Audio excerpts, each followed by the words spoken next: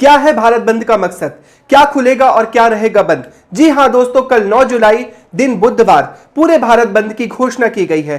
किनके द्वारा यह भारत बंद की घोषणा की गई है, इस भारत बंद का मकसद क्या है, और साथ ही साथ हम जानते हैं कि क्या चीजें कल खुली रहेंगी, क्या चीजें बंद रहेंगी, किन कार्यों में, किन वस्तुओं पर, किन घटनाओं पर इसका असर पड़ने वाला है, हमारे जीवन पर इस बंद का क्या असर पड़ने वाला है। इसको देखने के लिए वीडियो के अंत तक बने रहें। मैं हूं शशांक अग्रवाल और वसंत एजुकेशन हब में आपका स्वागत है। तो दोस्तों, जानते हैं क्या है भारत बंद का मकसद और जाने क्या खुला है और क्या रहेगा बंद। सबसे पहले जानते हैं खबर। 9 जुलाई 2025 यानी कल का दिन है। भारत के लाखों कर्मचारी सड़क पर उतरने के लिए तैयार हैं। बता दें कि कर्मचारी देशव्यापी हड़ताल पर बैठने वाले हैं। इस हड़ताल का मकसद सरकार को अपनी बातें बनवाना, जिससे करोड़ों कर्मचारियों को फायदा मिलेगा। आइए इस हड़ताल के बारे में थोड़ा विस्तार से जानते हैं। हम जानने वाले हैं इस वीडियो के माध्यम से कि सरकार से कर्मचारी अपनी कौन सी बातें मनवाना चाहते हैं, कौन सरकार के उद्देश्य हैं, सरकारों को किन चीजों की लिस्ट दी गई है जो उनके टारगेट है, जिसके लिए यह हड़ताल की जा रही है। तो इस वीडियो के माध्यम से पूरी खबर को हम समझने का प्रयास करते हैं। अगर आप अपना कोई जरूरी काम बुधवार को करने का विचार बना रहे हैं तो थोड़ा ठहरें, क्योंकि कल आपके सभी योजनाओं पर पानी डाल सकता है। आपकी जानकारी के लिए बता दें कि देश भर में बुधवार 9 जुलाई 2025 को हड़ताल होने वाली है। भारत के 25 करोड़ से ज्यादा कर्मचारी देशव्यापी हड़ताल पर बैठने के लिए पूरी तरह से तैयारी है, और साथ ही साथ यह बोला जा रहा है कि उनकी तरफ से इसकी आधिकारिक घोषणा भी कर दी गई है। विभिन्न विभागों के कर्मचारी इस हड़ताल का हिस्सा बनने वाले हैं, जैसे कि बैंक, बीमा, हाईवे निर्माण, कोयला खनन समेत कई सेक्टर के मुलाजिम कल आपको सड़कों पर नजर आएंगे। अब सवाल यह है कि आखिर यह हड़ताल क्यों हो रही है और इसके पीछे की वजह क्या है। सरकार के मजदूर, किसान और देश विरोधी नीतियों के विरोध में 10 ट्रेड यूनियनों ने और उसके सहयोगी इकाइयों ने इस हड़ताल को बुलाया है। इससे कई जरूरी सेवाएं प्रभावित हो सकती है। ट्रेड यूनियनों का कहना है कि 9 जुलाई को प्रस्तावित हड़ताल कोई प्रदर्शन नहीं, बल्कि देश की नीतियों और मजदूरों के अधिकारों और हितों का अहम सवाल उठाने की एक बड़ी कोशिश है। अगर हड़ताल सफल होती है तो इसका असर सिर्फ सेवाओं पर ही नहीं, बल्कि सरकार की नीतियों पर भी पड़ेगा। जी हां दोस्तों, देशव्यापी एक हड़ताल बुलाई गई है। यह हड़ताल सिर्फ मजदूरों के द्वारा नहीं बुलाई गई। किसानों ने इस हड़ताल का समर्थन किया है, ट्रेड यूनियनों ने इस हड़ताल का समर्थन किया है, बैंकिंग सेवाओं ने इस हड़ताल का समर्थन किया है, रेलवे के कर्मचारियों ने इस हड़ताल का समर्थन किया गया है, एयरपोर्ट के कर्मचारियों ने, एयरपोर्ट निर्माण कर्मचारियों ने इस हड़ताल का समर्थन किया है, और भी कई संगठन हैं जो इस हड़ताल के समर्थन पर। यह हड़ताल बेसिकली जो बुलाई गई है, इसमें सरकार की किसी विशेष नीति का विरोध करना नहीं, अपितु सरकार की ओवरऑल नीतियों का विरोध करना है, जिसमें सरकार व्यक्तियों पर, व्यक्ति सेवाओं पर, मानव अधिकारों पर और कहा जाए तो बेसिकली रोजगार पर कोई विशेष ध्यान नहीं दे रही। तो इस उद्देश्य के लिए यह हड़ताल बुलाई गई है। अब जानते हैं क्या है हड़ताल की वजह। भारत बंद का आह्वान देश की 10 बड़ी केंद्रीय ट्रेड यूनियनों में मिलाकर किया है। उनका कहना है कि सरकार केवल बड़े कॉर्पोरेट के हित में काम कर रही है, जबकि आम आदमी की नौकरियां, वेतन और सुविधाएं कम होती जा रही है। साथ ही सरकार श्रम कानूनों को कमजोर करके यूनियनों की ताकत को खत्म करना चाहती है। इसके अलावा सरकार की नीतियां भी कर्मचारियों और किसानों के खिलाफ है। यूनियनों का मानना है कि उन्होंने पिछले साल श्रम मंत्री को 17 सूत्री मांगों का ज्ञापन सौंपा था। आइए इस ज्ञापन पर एक नजर डालते हैं।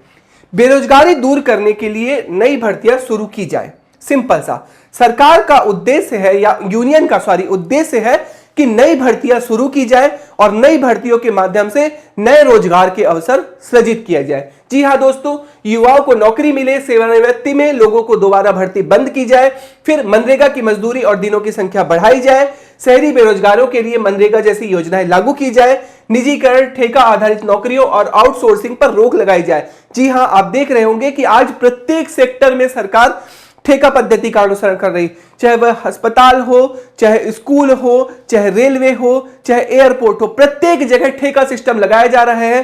कंपनियों को ठेका दिया जा रहा है, कंपनियों से सस्ते मजदूरी दर पर काम करवाई जा रही है, जिससे रोजगार के अवसरों का हनन हो रहा है, लोगों के रोजगार छिन रहे हैं, और साथ ही साथ लोगों में कुंठा समस्याएं जैसी कई समस्याएं व्याप्त होती जा रही हैं। इसी व्याप्त समस्याओं के विरोध में यह हड़ताल बुलाई गई है। 4 श्रम संहिताओं को खत्म किया जाए और कर्मचारियों के अधिकार जो छीनती हैं, शिक्षा, स्वास्थ्य और राशन जैसी बुनियादी जरूरतों पर खर्च को बढ़ाया जाए। सरकार ने 10 साल से सालाना श्रम सम्मेलन का आयोजन नहीं किया है, अर्थात श्रम सम्मेलन का फिर से सरकार द्वारा आयोजन किया जाए, ये है इनकी मांगे। अब जो आपके जीवन पर बेसिकली असर पड़ने वाला है उसमें आपको देखना है कि कल इस हड़ताल से क्या क्या चीजें बंद रहेंगी और क्या क्या चीजें चालू रहेंगी। तो सबसे पहले जानते हैं क्या क्या चीजें बंद रहेंगी, अर्थात किन सेवाओं के संबंध में आपको समस्याओं का सामना करना पड़ सकता है। तो कल है बैंकिंग सेवाएं। जी हां दोस्तों, आपको बैंक नहीं जाना है, कल बैंक बंद रहेंगे। बीमा कंपनियों का काम बंद रहेगा, पोस्ट ऑफिस बंद रहेगा, कोयला खदानों में कामकाज बंद रहेगा, राज्य परिवहन सेवाएं मतलब सभी प्रकार की सरकारी बसें जो है वो बंद रहेंगी, हाईवे और कंस्ट्रक्शन का काम बंद रहेगा, सरकारी फैक्ट्री और कंपनियों में प्रोडक्शन बंद रहेगा। अब देखते हैं क्या क्या खुला रहेगा। तो इस दौरान कुछ चीजें हैं जिसको हड़ताल से अलग रखा गया है क्योंकि ये एसेंशियल जरूरी सेवाएं होती है। इसके अंतर्गत प्राइवेट सेक्टर की ज्यादातर कंपनियां खुली रहेंगी, अस्पताल, मेडिकल, इमरजेंसी सेवाएं सामान्य रहने की उम्मीद है, प्राइवेट स्कूल, कॉलेज और ऑनलाइन सेवाएं भी इस दौरान खुली रहेंगी। हड़ताल का समर्थन किसके द्वारा किया जा रहा है? तो हड़ताल का समर्थन जो है 25 करोड़ से ज्यादा कर्मचारी इस हड़ताल में शामिल होने वाले, अर्थात आप मान के चलिए कि कल देश की 1/4 जनसंख्या लगभग इस हड़ताल से प्रभावित होने वाली है, स्वयं इस हड़ताल में शामिल होने वाली है। इस हड़ताल में किसानों और ग्रामीण श्रमिकों का भी समर्थन प्राप्त है, मतलब ग्रामीण श्रमिक जो मनरेगा के श्रमिक हैं और कई प्रकार के श्रमिक हैं इस आंदोलन में, इस हड़ताल में शामिल होने वाले हैं। एमसीडी लिमिटेड, अन्य खनिज स्टील कंपनियों, राज्य सरकारों और सार्वजनिक क्षेत्र के उपक्रमों में काम करने वाले विभागों के कर्मचारी भी इस हड़ताल में शामिल होने वाले हैं। जी हां दोस्तों, कई सारे पीएसयू के कर्मचारी भी इस हड़ताल में शामिल होने वाले हैं। इसके अलावा संयुक्त किसान मोर्चा और कृषि मजदूर संगठन भी इस हड़ताल का समर्थन कर रहे हैं और शामिल हो सकते हैं। आपको बता दें कि इससे पहले मजदूर संगठनों ने 26 नवंबर 2020, 28-29 मार्च 2022 और 16 फरवरी 2024 को पहले भी देशव्यापी हड़ताल बुला चुके हैं, लेकिन कई मामलों में यह हड़ताल पिछले सालों में की गई हड़तालों से बड़ी है क्योंकि इसमें ट्रेड यूनियनों के साथ किसानों का समर्थन है, कई सारे पीएसयू संगठनों का समर्थन है, बैंकों का समर्थन है, पोस्ट ऑफिस का समर्थन है, खनन उद्योगों का समर्थन है, विनिर्माण क्षेत्र का समर्थन है, कई सारे लोगों का इस हड़ताल को समर्थन है। इस हड़ताल को कर कौन रहा है? एक्चुअल अगर हम देखना चाहें तो इस हड़ताल को 10 प्रमुख ट्रेड यूनियन गठबंधन हड़ताल के आयोजन कर रहे हैं। ये 10 ट्रेड यूनियन देश के बड़े लेबर ट्रेड यूनियन के नाम से जाने जाते हैं। इसमें है INTUC, AITUC, CITU, HMS, AIUTUC, AICCTU, सेवा, LPF, UTUC और UTCC, ये संगठनों के नाम है। ये संगठन जो है इस हड़ताल का समर्थन कर रहे हैं। यह यूनियन सरकार की श्रम और आर्थिक नीतियों के खिलाफ विरोध करने के लिए एक साझा मंच पर आ गए हैं। किसानों और ग्रामीणों का समर्थन, जैसा मैंने आपको बताया कि पहली बार इस हड़ताल में संयुक्त किसान मोर्चा सहित सभी देश के किसान संगठन भाग ले रहे हैं, अर्थात किसानों का समर्थन इस हड़ताल को प्राप्त है। संयुक्त किसान मोर्चा और विभिन्न कृषि समक संघों के अपना समर्थन दिया है। वो बढ़ती बेरोजगारी, मुद्रास्फीति, शिक्षा और स्वास्थ्य सेवा और कल्याणकारी योजनाओं में कटौती पर चिंताओं का हवाला देते हुए ग्रामीण क्षेत्रों पर बड़े पैमाने पर लामबंदी बना रहे हैं। स्कूल, कॉलेज और कार्यालयों का क्या होने वाला है? जैसा कि मैंने अभी पहले आपको बताया कि प्राइवेट स्कूल, प्राइवेट कॉलेज जो है शायद वो खुले रह सकते हैं। इस बारे में कुछ स्पष्ट रूप से नहीं कहा गया है, लेकिन शैक्षणिक संस्थान और निजी कार्यालय खुले रहने की बिल्कुल संभावना है।